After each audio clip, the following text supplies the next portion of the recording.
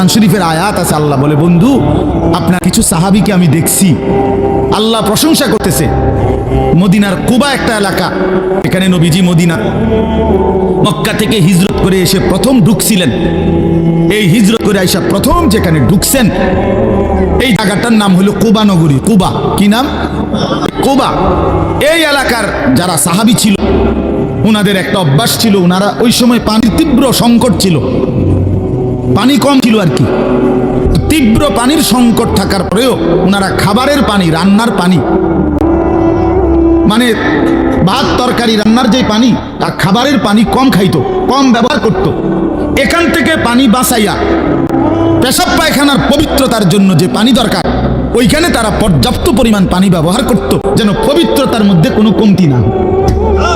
আল্লাহর কসম, এই কথাইটা, তাদের এই আখলাক আচরণটা আল্লাহ এত পছন্দ করছে, কোরআন শরীফের আয়াত নাজিল করে ডাইরেক্ট তাদের প্রশংসায় আল্লাহ বলছে ফিহি রিজালুন, আপনার সাহাবীদের মধ্যে কিছু লোক এমন আছে আমি দেখতেছি ইউহিব্বুনা আন ইয়াতাতাহহারু, যারা ভালোভাবে পবিত্রতা অর্জন করাটাকে খুব পছন্দ করে। আল্লাহু ইউহিব্বুল মুত্তাহিরিন, নবী শুনায়ে দেন এমন পবিত্রতা অর্জনকারীদেরকে আমি আল্লাহও ভীষণ ভালোবাসি।